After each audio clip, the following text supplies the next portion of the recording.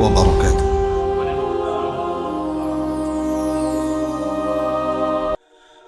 Alhamdulillah, salatu wassalamu ala rasulillah wa ala alihi wa sahbihi wa mawalah, wa la hawla wa la quwata illa billahi wa ba'du. Melanjutkan pembahasan kita, masih membahas surah Al-Buruj, dan kemarin kita masih membahas tentang sebab daripada turunnya suratul Buruj pada ayat Qutila ashabul ukhdud an-nari dhatil waqud idhum 'alaiha qu'udun wa hum 'ala ma yaf'aluna bil mu'minina syuhud wa ma naqamu minhum illa an yu'minu billahil azizil hamid alladzi lahu mulkus samawati wal ard wallahu ala kulli syai'in syahid. Binasalah orang-orang yang membuat parit api ketika mereka duduk di sekitarnya, sedangkan mereka menyaksikan apa yang mereka perbuat terhadap orang-orang yang beriman, dan mereka menyiksa orang-orang mukmin itu karena orang-orang mukmin itu beriman kepada Allah yang maha perkasa lagi maha tinggi, yang memiliki kerajaan langit dan juga yang maha menyaksikan segala sesuatu.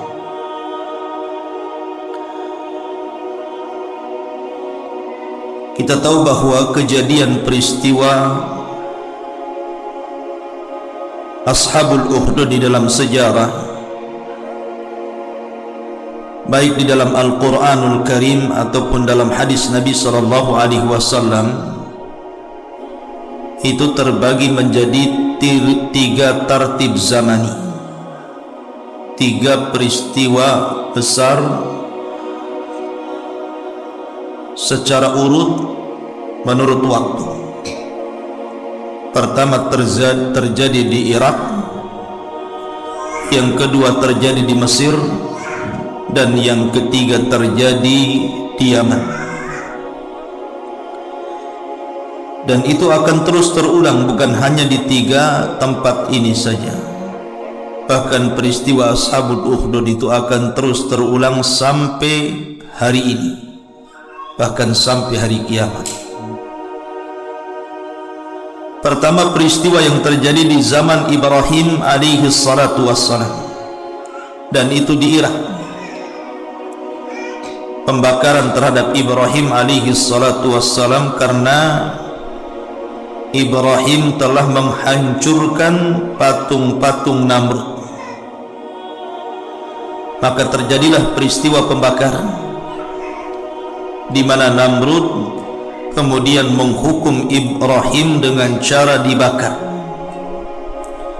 Tetapi Allah Subhanahu wa taala selamatkan Ibrahim, dan Allah firmankan, "Qul ya naru kuni bardan wa salaman ala Ibrahim."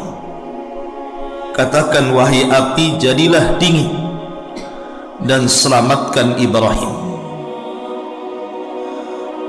Kemudian setelah itu Ibrahim berangkat dari Irak menuju Palestina, hijrah, karena tidak memungkinkan dakwah di Irak. Kemudian peristiwa yang kedua terjadi di Mesir, dan itu terjadi kepada orang dekat Fir'aun, bahkan tukang sisirnya putri-putri Fir'aun, namanya Masyitah. Dan itu disebutkan dalam hadis Nabi SAW yang sahih, di mana Nabi SAW ketika Mi'raj, beliau lewat di sebuah tempat yang sangat harum. Kemudian ditanya, "Ini bau harum apa wahai Jibril?" Maka Jibril menjawab, "Ini bau harum Masyitah, tukang sisir putri-putri Fir'aun." Masyitah adalah salah satu wanita yang menyembunyikan keimanannya bersama istri Fir'aun, Asiyah bintu Muzahim, ketika Nabi Allah Musa alaihi salatu wassalam berdakwah di Mesir. Akan tetapi Masyitah kemudian terbongkar keimanannya ketika menyisir salah satu anak putri Fir'aun, kemudian sisirnya jatuh. Kemudian ketika mengambil sisir, dia membaca Bismillah dengan menyebut nama Allah. Kemudian putri Fir'aun langsung mengatakan, adakah Tuhan selain bapakku? Maka Masyitah mengatakan, ya, Allah adalah Tuhanku, Tuhanmu dan Tuhan bapakmu. Maka dilaporkan kepada Fir'aun. Kemudian Masyitah pun dihukum dengan cara dilempar ke penggorengan. Sediakan wajan yang sangat besar, kemudian ditumpahkan minyak yang sangat banyak. Kemudian Masyitah dan anak-anaknya dimasukkan di dalam penggorengan itu. Kemudian yang ketiga, peristiwa yang ada di Yaman.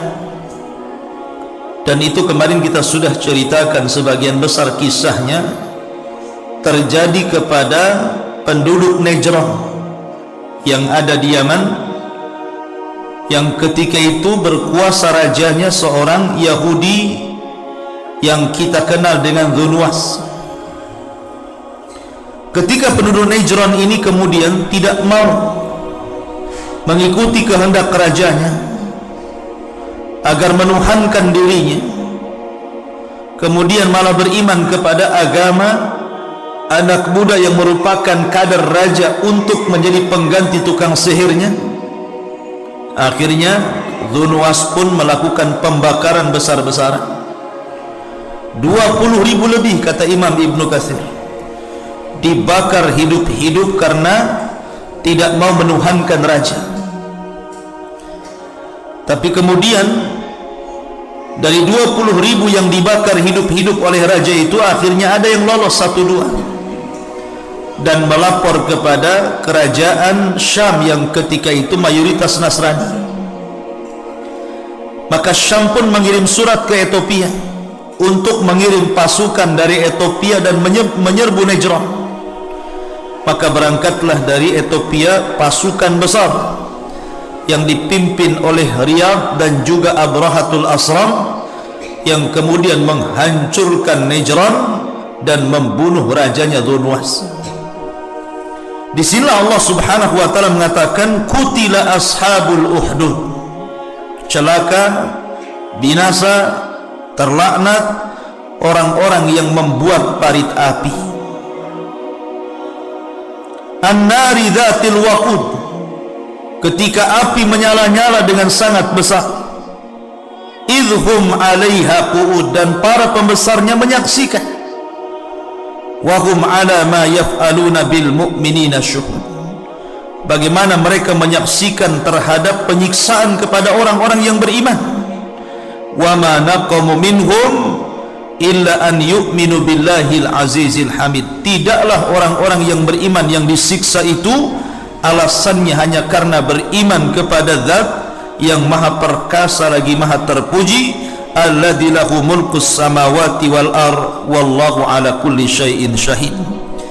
Dialah yang maha memiliki kerajaan langit dan kerajaan bumi, dan Allah maha menyaksikan segala sesuatu. Peristiwa demi peristiwa ini tidak mungkin hanya sebatas peristiwa di zaman Nabi Allah Ibrahim, di zaman Masyitah, ataupun di zaman kerajaan Dzunwas, tetapi ini akan terus terulang, di mana orang-orang kafir itu mereka akan berusaha untuk menekan kaum muslimin, menekan orang-orang yang mentauhidkan Allah Azza wa Jalla. Kita sering mendengar pembantaian kepada saudara kita kaum muslimin, baik yang ada di Palestina, baik yang ada di Myanmar, ataupun mungkin dalam bentuk penekanan seperti yang dilakukan oleh etnis Cina yang ada di Uighur, dan ini akan terus berlangsung seperti itu karena orang-orang kafir itu tidak mungkin ridha selamanya, sebagaimana Allah berfirman, wala tarda ankal yahudu walan nasara hatta tattabi'a millatahum. Tidak akan redha selamanya orang Yahudi dan Nasrani itu sampai orang-orang Islam mengikuti mereka. Dari sini maka Allah Subhanahu wa taala kemudian berfirman, innal ladzina fatanul mu'minina wal mu'minati thumma lam yatubu falahum adzabu jahannam wa lahum adzabul hariq.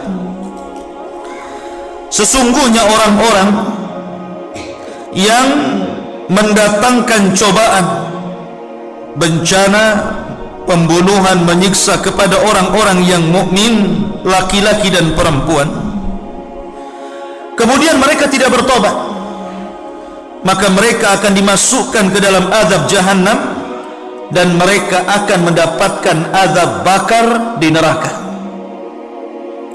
Perhatikan ayat ini. Ayat ini ada isyarat tentang rahmat Allah, kasih sayang Allah Subhanahu wa taala kepada hamba-hambanya. Sejahat apapun hamba itu, sekufur apapun hamba itu, sesyirik apapun hamba itu kepada Allah Azza wa Jalla, kalau dia bertobat kepada Allah Subhanahu wa taala, ada kesempatan ampunan. Karena di sini Allah mengatakan sesungguhnya orang-orang yang memfitnah orang-orang yang beriman laki-laki dan wanita kemudian tidak bertobat. Di sini ada kalimat kemudian tidak bertobat. Karena mereka tidak bertobat itulah maka mereka akan dimasukkan ke dalam jahannam dan azab pembakaran. Mafhum mukhalafahnya dalam ilmu tafsir, pemahaman kebalikannya, kalau mereka bertobat tentu mereka tidak dimasukkan ke dalam jahannam dan mereka tidak akan mendapatkan azab bakar. Disinilah bentuk rahmat Allah Azza wa Jalla. Makanya termasuk dosa besar yang dicantumkan di dalam Al-Quranul Karim, salah satunya adalah al-qunut min rahmatillah. Seseorang itu putus asa dari kasih sayang Allah Subhanahu wa ta'ala karena dia sudah banyak melakukan dosa, sudah banyak melakukan maksiat, akhirnya kemudian dia pun enggan untuk bertobat, alasannya karena tidak layak Allah mengampuni dirinya. Salah. Allah Subhanahu wa ta'ala dalam sebuah hadis qudsi, apa kata Allah? Ya Bani Adam, lau ataitani ya Bani Adam, lau balagat dunubuka ananas sama thumma astaghfartani ghafartu laka ala ma kana minka wala ubali. Wahai anak Adam, kalaulah dosamu melambung sampai ke langit, kalau saya ibaratkan botol ini dosa, satu dosa satu botol, kemudian dua dosa dua botol, tiga dosa tiga botol, terus disusun sampai ke langit. Lau balagat dunubuka ananas sama, kalaulah dosamu membumbung sampai ke langit, kemudian kau datang kepadaku meminta ampun, kata Allah, maka Allah akan ampuni. Dan Allah katakan wala ubali, aku sudah tidak peduli lagi dengan dosamu. Seberapa tinggi dosamu, seberapa banyak dosamu, kalau kau minta ampun aku gak peduli, ku ampuni kamu. Begitulah rahmat dan kasih sayang Allah Subhanahu wa ta'ala. Makanya dahulu di zaman Bani Israel, di zaman umat-umat dulu, ada seseorang yang banyak melakukan dosa. Tidak ada satu dosa kecuali dia melakukannya. Pokoknya orang ini sudah banyak membawa dosa. Akhirnya dia takut kepada Allah Azza wa Jalla. Kalau dia meninggal, nanti Allah akan azab dia dengan azab yang belum pernah diazab orang sebelum dan sesudahnya. Ketakutan dia. Lah menjelang wafatnya dia kumpulkan anak-anaknya itu. Kemudian dia berwasiat. Apa wasiatnya? Dia mengatakan kepada anak-anaknya, nak, kalau aku mati, bakarlah jasadku. Kemudian setelah dibakar, ambillah abuku. Kemudian kalian pisah-pisahkan abuku, satu di laut ini, satu di laut itu, satu di tempat ini, satu di tempat itu. Lau qudirallah, kalau seandainya ditakdirkan Allah. Jadi dia sangka kalau seandainya kemudian abunya kemudian diletakkan di sana sini, Allah tidak bisa membangkitkan dia, begitu maksudnya. Jadi kalau abunya taruh sana, taruh sini, laut sana, laut sini, Allah tidak bisa membangkitkan lagi. Karena takutnya dia kepada Allah Azza wa Jalla. Karena dia mengatakan kalau seandainya Allah takdirkan aku bisa dibangkitkan, tentu Allah akan mengazab diriku dengan azab yang belum pernah Allah mengazab orang sebelum dan sesudahnya. Takut dia. Betul-betul wasiat dia dilaksanakan anak-anaknya. Meninggal dia, kemudian abunya itu disebar di beberapa lautan dan di beberapa tempat yang sangat jauh. Dia tidak paham bahwa innallaha ala kulli syai'in qadir. Orang ini tidak paham kalau Allah itu atas segala sesuatu maha mampu. Dia kira Allah tidak mampu, ya. Akhirnya kemudian Allah pun bangkitkan orang ini. Kemudian Allah Subhanahu wa ta'ala bertanya kepada orang ini dan mengatakan, ma hamalaka ala ma fa'alta, apa yang membuat kamu melakukan perbuatan itu? Kau kira aku tidak mampu membangkitkan kamu, begitu maksudnya. Maka orang ini mengatakan, saya takut kepadamu ya Rabb, saya takut kepadamu ya Rabb.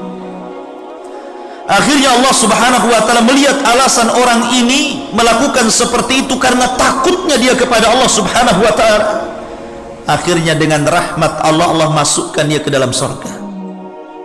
Lihat, ini menunjukkan rahmat Allah. Tapi ini umat dulu, ya.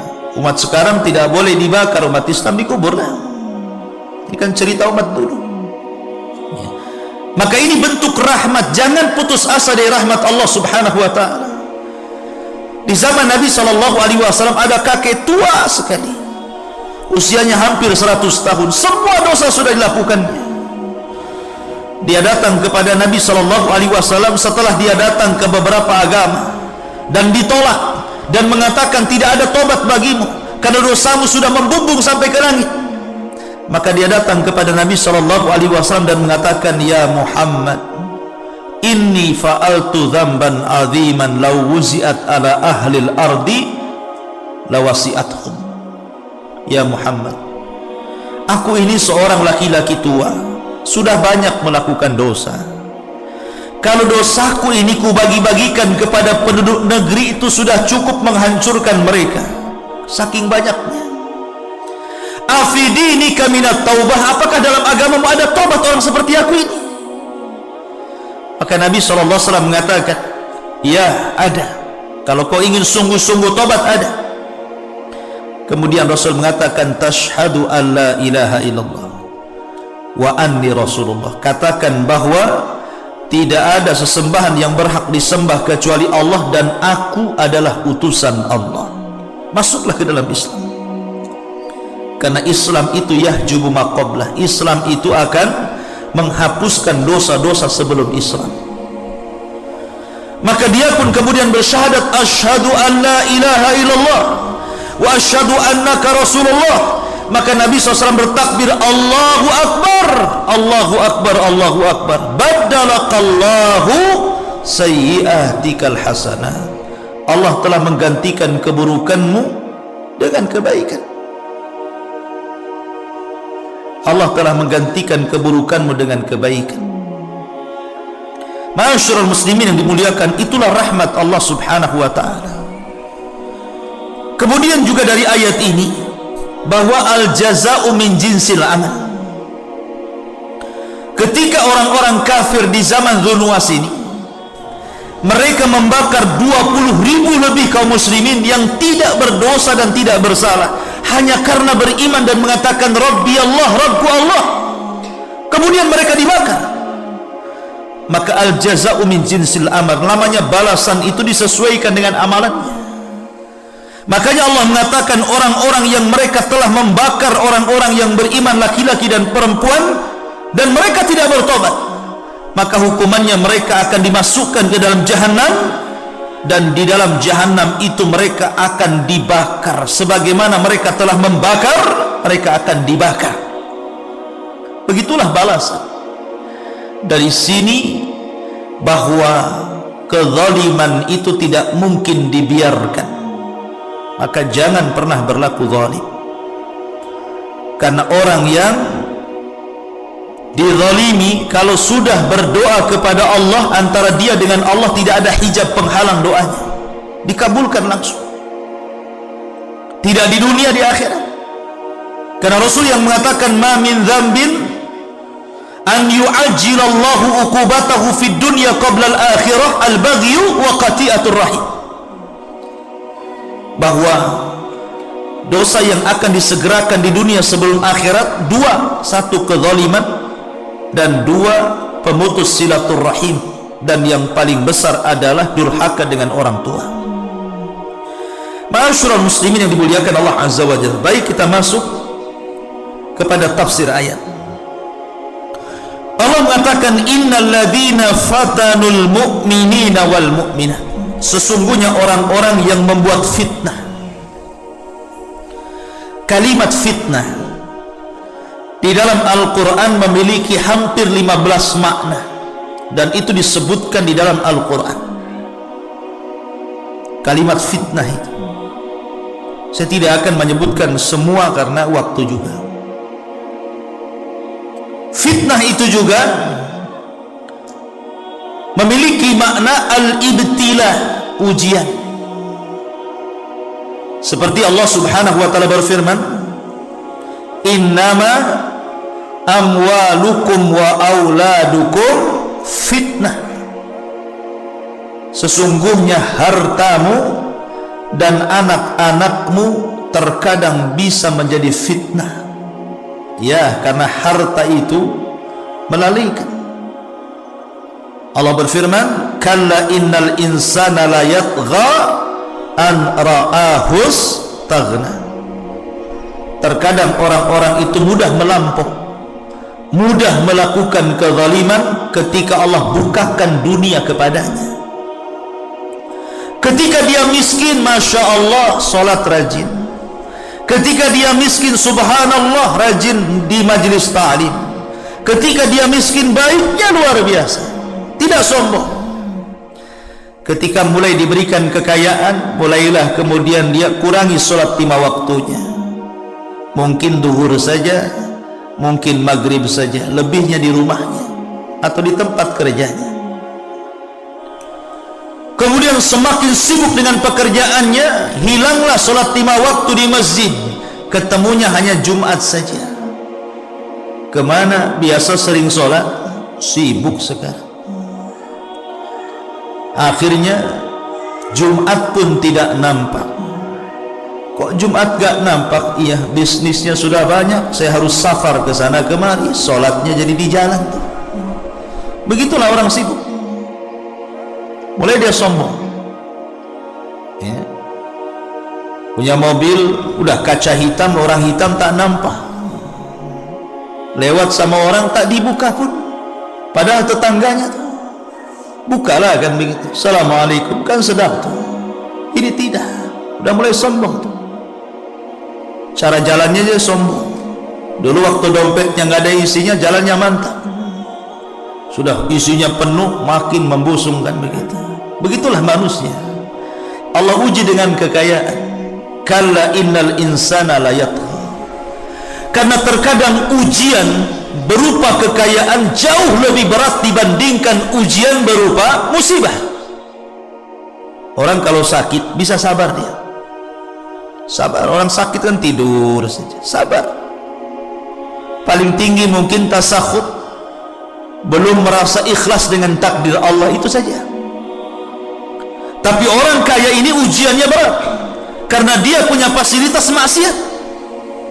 Dia ingin zina, punya harta, ingin nabok orang, bisa bayar preman, ingin bunuh orang, bayar tukang sihir. Apa yang tidak bisa orang kaya lakukan? Ya. Terkadang dia tidak bisa seperti itu.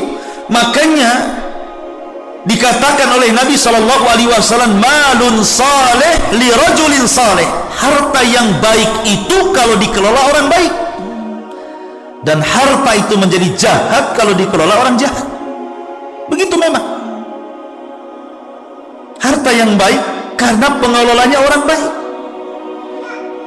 Kalau dia orang baik, tentu harta itu akan lebih banyak disedekahkan, membantu saudara, memakmurkan kerabatnya, dan begitu seterusnya.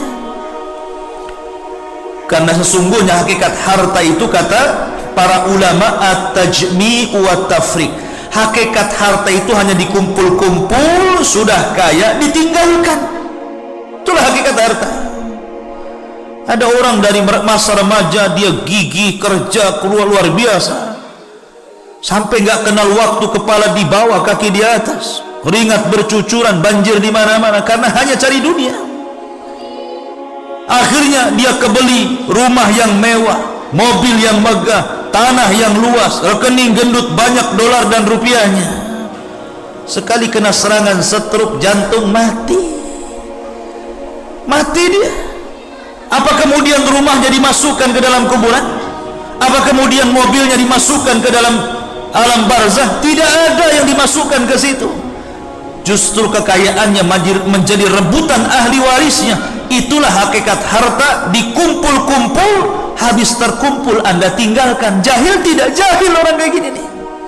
Makanya Rasul mengatakan, maluka ma'akalta fa'afnaita, wa malabista fa'ablaita, wa matasaddaqta fa'abqaita. Hartamu, kata Rasul, yang kau makan itu habis. Berapa sih Anda makan sehari? Paling 3 kali, 4 kali, 5 kali dah kenyang tuh. Kemudian apa yang kau pakai juga usang. Tidak mungkin orang, Anda dulu punya pakaian di usia 10 tahun, sekarang sudah 30-40 tahun. Tidak mungkin pakaian itu dipakai terus, pasti dibuang, usang. Lalu apa yang kekal dari harta? Kata Rasul, wa matasaddaqta fa'abqaita. Apa yang kau sedekahkan, itu yang sesungguhnya hartamu yang akan dibawa pulang. Karena kalau orang yang meninggal itu, pertama yang akan meninggalkan dia apa? Hartanya dulu. Yang kedua baru keluarganya. Setelah diangkat jasadnya ke Tamiang sini yang dekatnya, kemudian dimasukkan ke liang lahat, dikubur, ditinggalkan sama keluarganya. Lalu Anda hidup sendiri di situ. Yakin keluarganya akan mendoakan Anda? Belum tentu. Ya. Maka dari sini, ma'asyiral muslimin yang dimuliakan Allah Azza wa Jalla, harta itu terkadang jadi fitnah.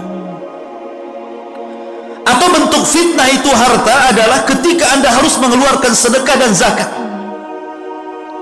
Ini ada orang miskin, dia bukan keluarga kita, bukan kerabat kita, bukan tetangga kita, kenal pun tidak. Tiba-tiba kita disuruh memberikan harta 2,5% sama dia, padahal dia tidak membantu bisnis kita, tidak pernah ngasih modal sama kita, tidak pernah ikut andil memperkaya harta kita. Tetapi Allah Subhanahu wa ta'ala memberikan ujian, bakhil atau tidak bakhil? Berikan hartamu 2,5% sama dia, ujian. Ya, kita harus mengeluarkan zakat, itu ujian harta itu.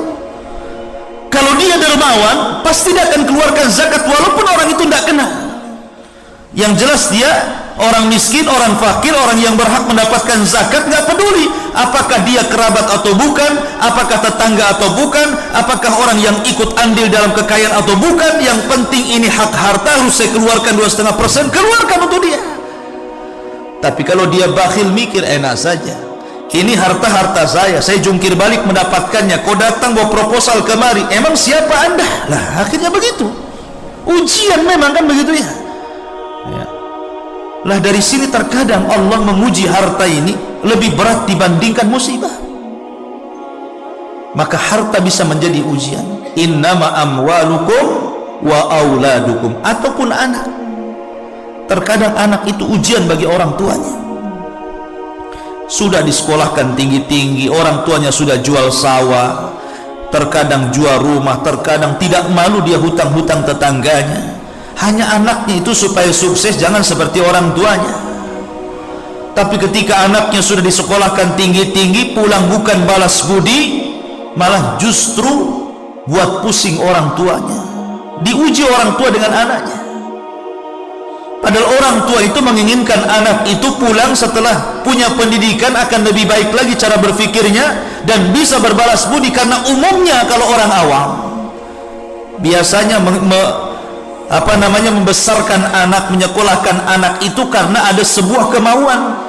Nanti kalau anak sudah kerja, kalau anak sudah dapat gaji, kalau anak sudah dapat pekerjaan layak, maka dia sudah tua, enak tinggal dikirim, minta sama anak, nak saya minta ini, minta itu. Itulah harapan orang tua. Orang-orang awam kan seperti itu.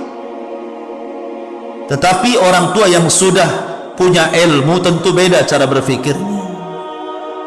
Orang tua yang sudah dapat hidayah, orang tua yang sudah punya ilmu, tentu tidak akan mungkin hitung-hitungan sama anaknya. Karena dia mendidik anak itu karena Allah, bukan karena siapa-siapa. Bukan karena anak besar supaya anak itu ngirim, bukan itu tidak ikhlas namanya. Ketika mendidik anak itu harus ikhlas. Seberapa besar pun harta yang kita keluarkan, jangan sampai dalam hati ini mengatakan supaya anak ini besar nanti gantian dia yang mendanai orang tuanya. Itu tidak ikhlas yang seperti itu ya. Tapi orang tua yang berilmu tentu tidak, ya sudah, kalaupun nanti besar anak ini jadi baik, alhamdulillah. Anak ini jadi fitnah, mungkin ini cobaan. Anak ini jadi musuh, maka ini cobaan terbesar. Tetap sabar. Karena kalau seandainya orang tua ikhlas, biasanya akan membuahkan berkah. Walaupun dia tidak meminta uluran tangan dari anaknya, tapi karena keikhlasannya membesarkan orang anaknya dengan memberikan pendidikan, insya Allah dengan berkahnya itu anak jadi baik. Tidak disuruh pun anak tak paham dengan orang tuanya. Makanya arahkan ke agama ya kan? Maka itu fitnah ya, fitnah. Saya contohkan satu kisah. Ada seorang anak itu dikurung sama orang tuanya, tidak boleh berkawan kecuali satu orang saja. Itu pun dipilihkan kawannya oleh bapaknya. Nah, berkawanlah dengan si Anu, dia itu orangnya baik. Cukup berkawan satu orang jauh lebih baik daripada berkawan lebih satu orang tapi tidak baik, kata bapaknya. Namanya orang tua di mana-mana pasti ingin baik kan anaknya. Walaupun sebejat apapun orang tuanya, tidak mungkin anaknya pengen seperti dia. Akhirnya anaknya ini ngeluh dan mengatakan, Pak, bosanlah kalau teman cuma satu, kasihlah teman lagi. Akhirnya bapaknya mengatakan, oke, bertemanlah sebanyak-banyaknya kalau tidak percaya dengan ucapan orang tua. Akhirnya punya kawan 1, 2, 3 sampai 100 kawan. Kata ayahnya, nak, kamu walaupun punya 100 kawan, semua kawan-kawanmu itu tidak baik. Tapi abimu walaupun punya 1 kawan, dia jauh lebih baik dibandingkan 100 kawanmu, katanya. Kata anaknya, ndaklah bi, kawan-kawanku baik-baik kok. Kata bapaknya, ingin dicoba, kita buat ujian, kita ikhtibar. Kata anaknya, baik. Kata bapaknya, kalau memang kawan-kawanmu baik, begini saja, bilang sama kawan-kawanmu, bapakku telah membunuh orang, sehingga keluarga korban menuntut 2 perkara, kisos atau diat. Kisos artinya bunuh, harus dibunuh. Diat artinya tidak harus dibunuh orang yang membunuh, tetapi membayar 100 ekor unta. Coba kamu minta bantuan kepada 100 kawanmu, bisa enggak menyediakan 100 ekor unta? Pura-pura saja ngomong begitu.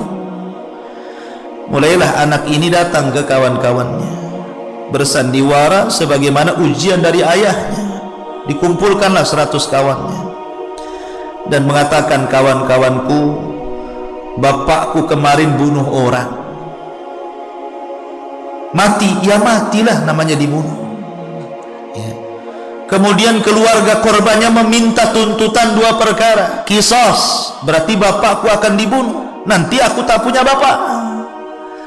Yang kedua, dia, bapakku tidak akan dibunuh, tapi disuruh bayar 100 ekor unta. Kalian kan jumlahnya 100. Cobalah satu di antara kalian kasih 1 unta, kan pas 100 unta. Saya pinjam, saya tidak meminta.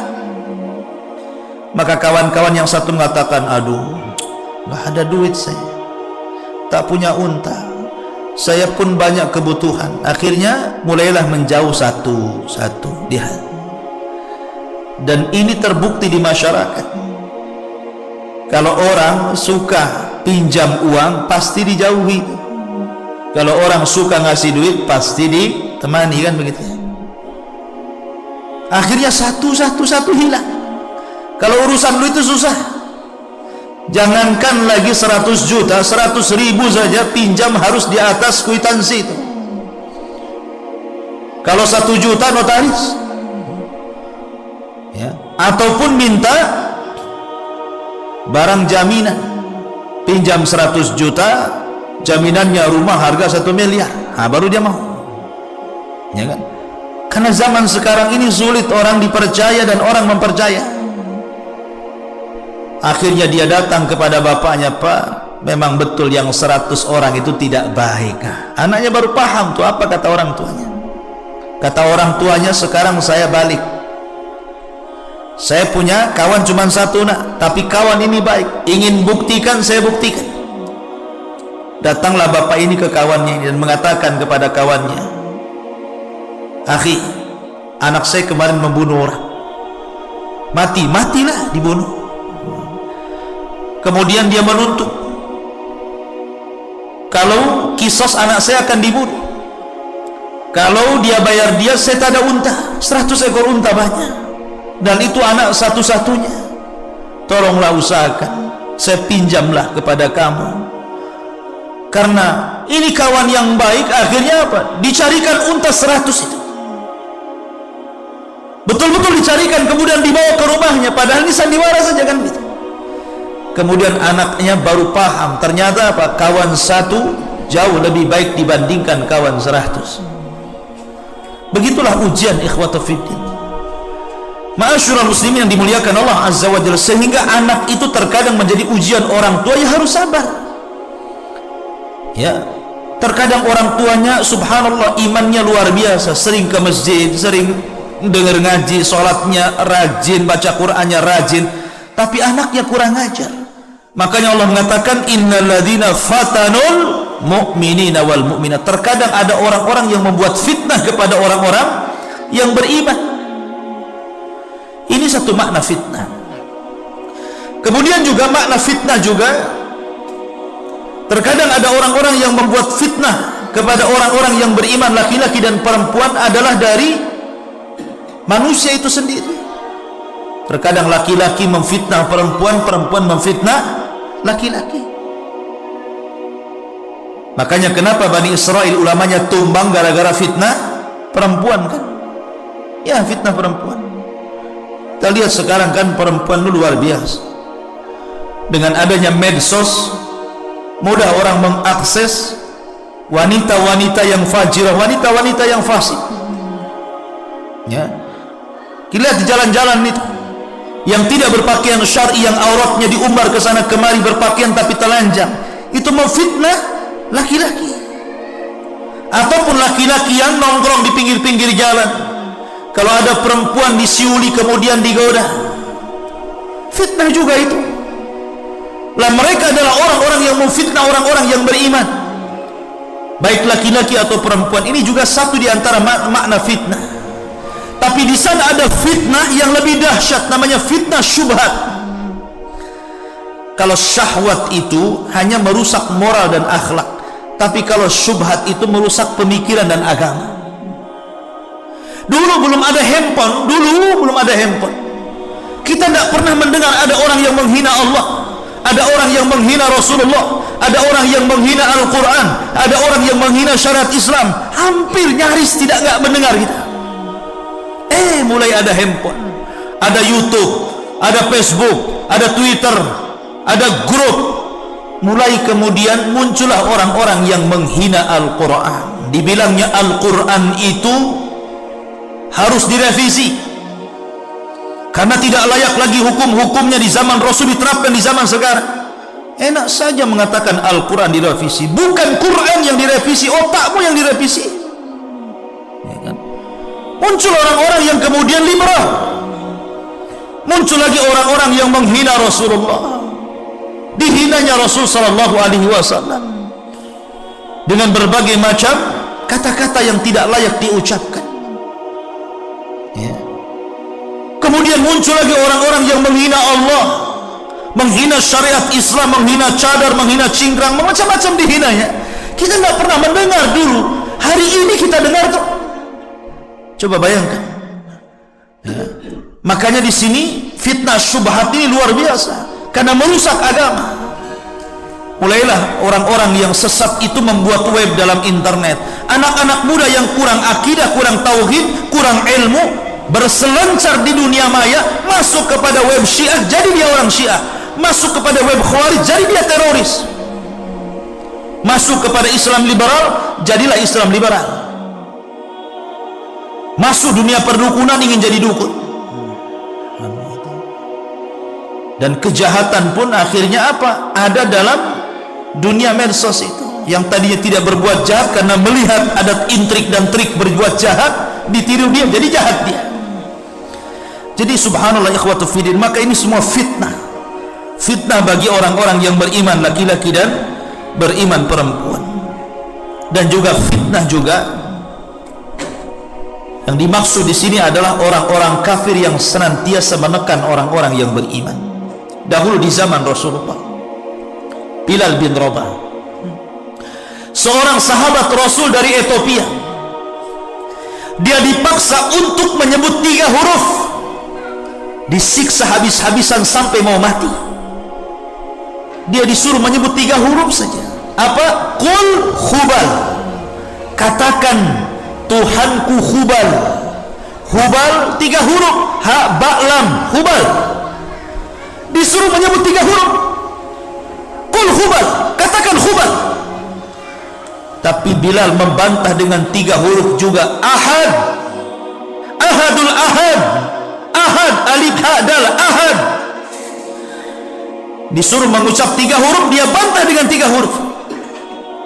Dia tidak mau mengucapkan Hubal, dia mengatakan Ahad. Ahad. Qul huwallahu ahad, Allahus samad, lam yalid walam yulad walam yakul lahu kufuwan ahad. Diuji keimanannya Bilal, tapi tidak bergeming keimanannya, tetap dia mengatakan Ahadul Ahad, Ahadul Ahad. Umayyah sampai kemudian mencabuk, tidak berhenti mencabuk kecuali sampai capek tangannya, sampai dia mau mati. Tapi dia terus mengatakan Ahadul Ahad.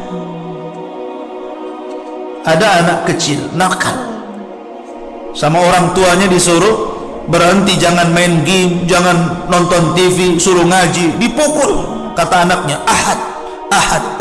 Kenapa kamu bilang Ahad? Gitu. Ya, karena Bilal dulu waktu dipukul mengatakan Ahad. Ini anak gendeng ini. Ya. Ya. Jadi ikhwatu fillah muliakan Allah Azza wa Jalla. Dulu Abdullah bin Zubair, Zubair bin Awam, ayahanda Abdullah bin Zubair. Zubair bin Awam ketika masuk Islam itu usia masih belasan tahun. Digantung kakinya di atas, kepalanya di bawah. Disiksa paman-pamannya. Dibakar kayu bakar, asapnya membumbung sampai dia megap, ngirup asap.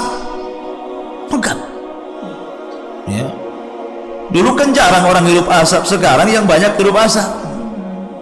Gak usah dikasih kayu bakar, langsung beli asapnya sekarang. Sampai menggap-menggap tuh. Nabi SAW mengatakan, paman-pamannya mengatakan, utruk Muhammadan, utruk Muhammadan, tinggalkan Muhammad, tinggalkan Muhammad.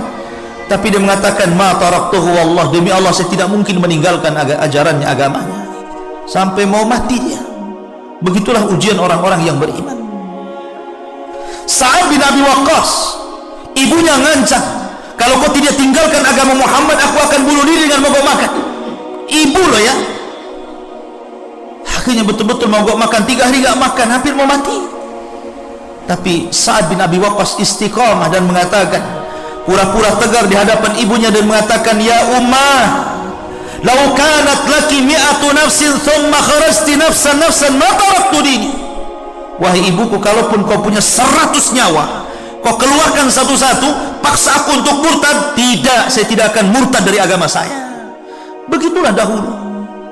Abu Ubaidah ibn Jarrah, bapaknya kafir, membawa pedang, ikut terlibat dalam perang Badar dari pasukan Abu Jahal. Setiap dia ketemu dengan Abu Ubaidah anaknya, Abu Ubaidah lari menghindari bapaknya, ketemu lagi lari, supaya jangan sampai kemudian berjumpa dengan ayahnya kemudian baku hantam dalam peperangan. Tapi ketika ayahnya berhadap-hadapan dengan Rasulullah, dia tidak tega milih Rasul atau bapaknya, milih Rasul. Langsung dia datang kepada Rasulullah dan mengatakan, mundur wahai Rasul, biar bapakku kuhadapi. Akhirnya terjadilah peperangan.